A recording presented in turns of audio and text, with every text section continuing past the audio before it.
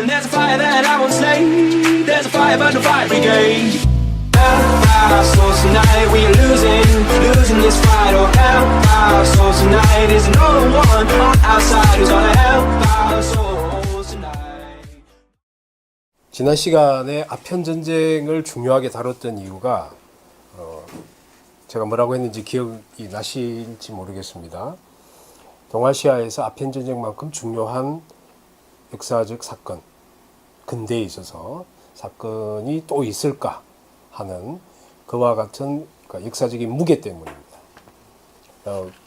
아편 전쟁이 청제국을 중심으로 형성되어진 동아시아의 국제 질서를 송두리째 바꿔놓는 그러한 결과가 되었고, 그 다음에 청제국 중심으로 형성되었던 동아시아 제국이 그 제국의 질서 안에서 나름 평화롭게 있던 많은 나라들이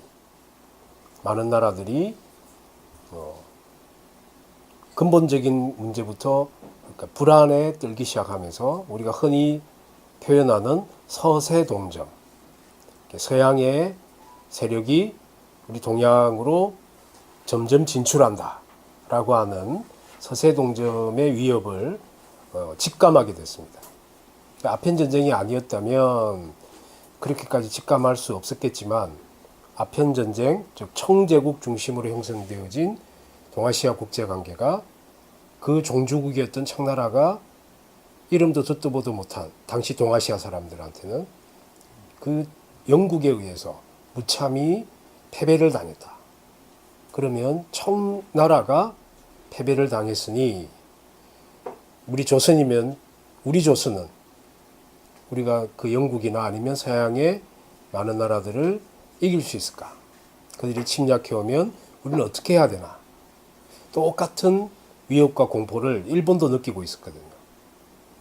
그래서 일본의 충격은 그게 점점 증폭되고 있었습니다. 그러나 그 실체가 정확하게 보이지 않았어요. 그러던 어느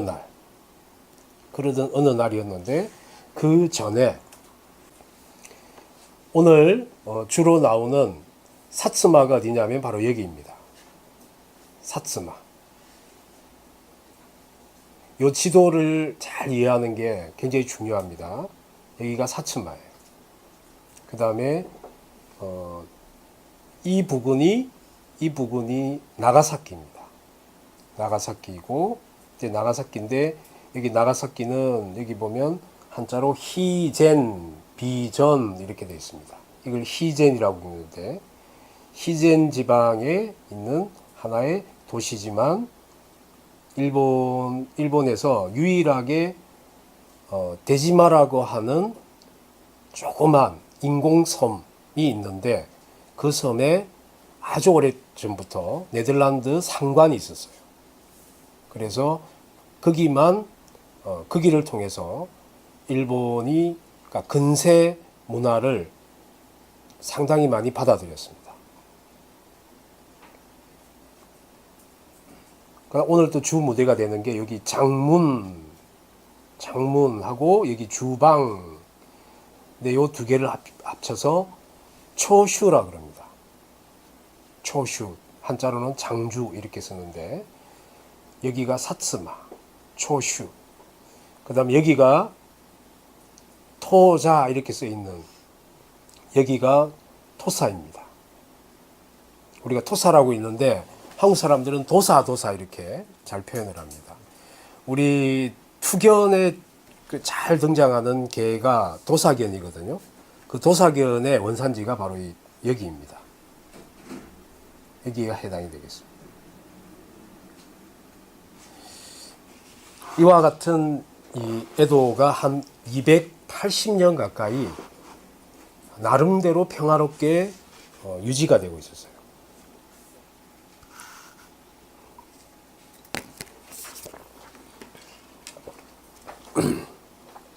근데 아편 전쟁에 소문이 들려왔고, 뭔지 모르는, 아직 실체가 분명히 나타나지 않는 서양 세력에 대한 공포가 점점 밀려들기 시작했습니다. 드디어 1853년에 구로훈해가 내항을 하고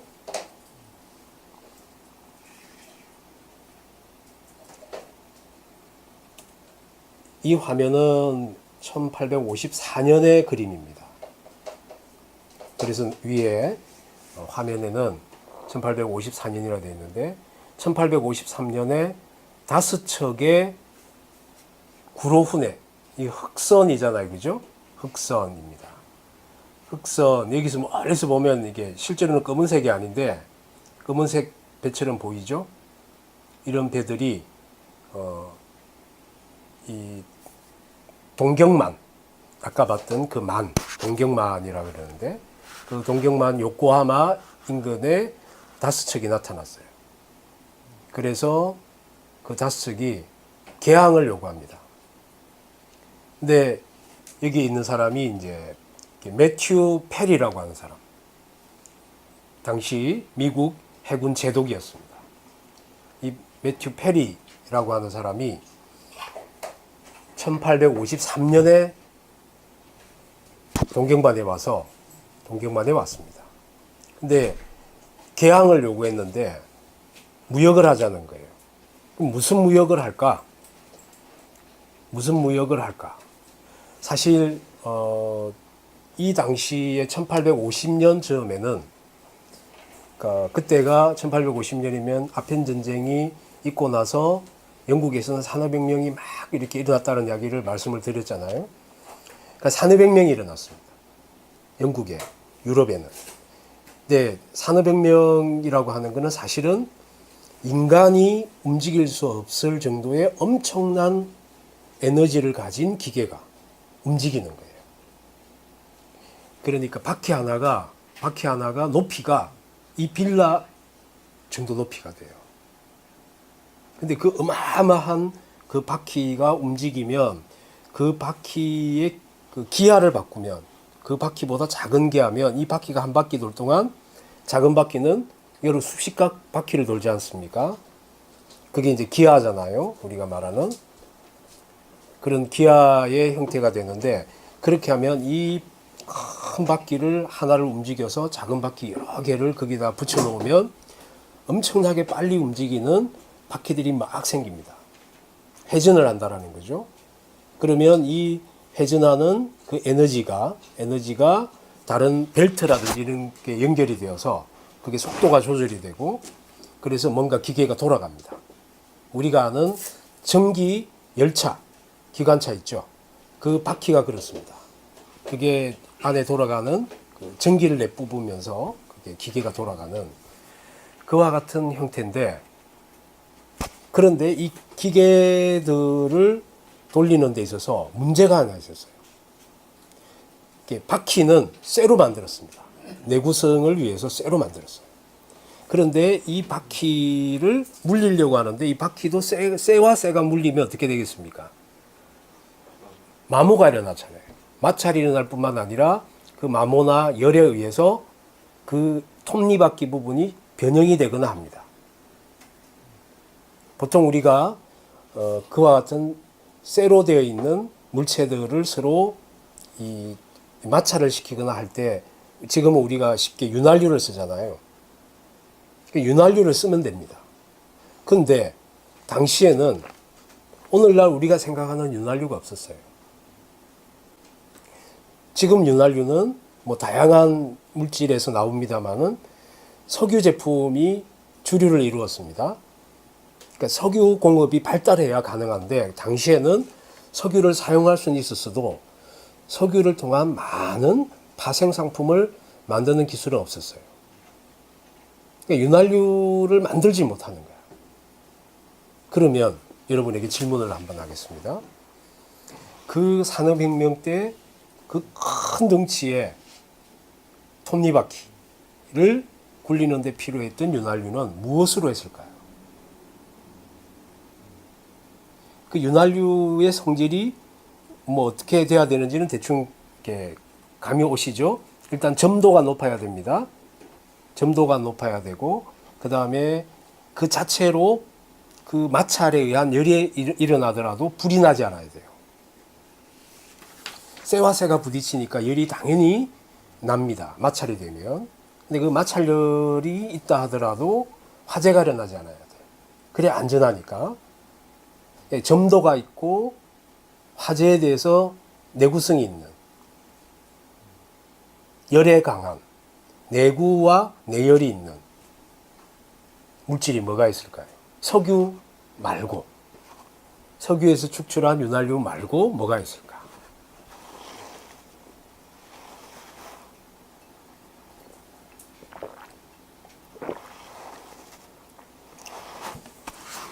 지금 생각해 보면 무엇으로 그걸 했을지 정말 놀랍습니다. 답은 뭐냐면 고래기름이었어요. 고래가 어마어마한 기름을 갖고 있는데 그 고래기름을 축출을 해가지고 그 고래기름을 가지고 윤활유를 사용했대요. 그러니까 우리가 그 옛날 어른들, 우리 부모님 세대는 그런 윤활유를 구리스라 그러잖아요. 구리스에 해당하는 그 윤활유가 석유에서 축출되기 전에는 대부분의 윤활유는 고래에서 축출했는데, 그러니까 산업혁명이 발달하고 이 산업혁명이 유럽을 전역을 이렇게 확장이 되는 그러한 상황에서는 그 윤활유 수요가 훨씬 많아졌어요. 윤활유가 비쌀 거 아니야. 그럼 비싸면 그걸 많이 잡아가지고 시장에 내다 팔면 큰 돈을 벌어요. 근데 이 고래를 잡으면 상당히 많은 돈을 벌 수 있는데, 자, 그럼 고래가 주로 어디 가서 잡아야 될까? 태평양이죠. 그러니까 태평양 연해에 있는 미국 같은 경우 서부는 뭐 이렇게 금강이 발견되거나 아니면 뭐 탄광이 발견되거나 이런 게 아니면 주목을 받지 못했던 지역이 서부 지역이었습니다. 그런데 광산이 아니어도 서부가 주목을 받기 시작한 게 이 고래 때문이었어요. 그러니까 샌프란시스코라든지 시애틀이라든지 로스앤젤레스라든지 이런 지역, 당시에는 거기가 미국 영토가 확정이 안 된 지역이었습니다만은 거기로 고래를 잡으러 나가는 사람들이 많이 생겼어요. 그런데 이 고래가 이게 태평양이 어마어마하게 넓지 않습니까? 그러니까 고래를 쫓아다녀야 돼요. 쫓아다니면 보급품이 배에서 실을 수 있는 한계가 있잖아요. 항해할 수 있는 한계일 수가 있어요.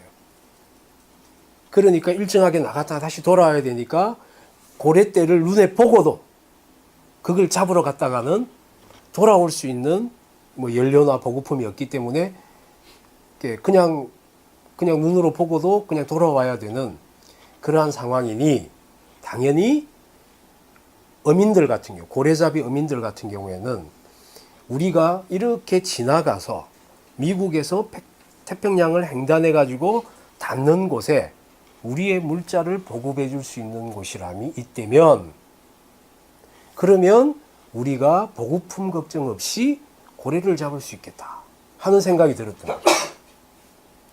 그러니까 미국에서 태평양을 횡단하면 딱 닿는 사람이 사는 곳, 그게 바로 일본이었습니다.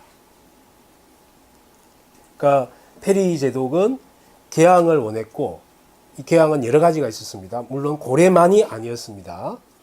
그러니까 다양한 물건을 사기를 원했는데, 그 중에서 가장 핵심적인 요구였던 게 이제 고래 잡이 배들이 기항할 수 있게, 그리고 기항에서 물건을 보급을 받을 수 있게 해달라 하는 요구.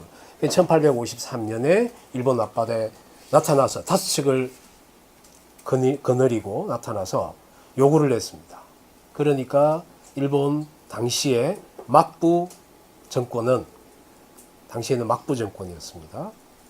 막부 정권은 개항이라고 하는 거가 이 아편 전쟁 이후이긴 하지만 다른 나라하고 외교 조약을 맺어본 적이 없기 때문에 이걸 어떻게 처리해야 될지를 내부적으로 굉장히 많은 논의를 했습니다.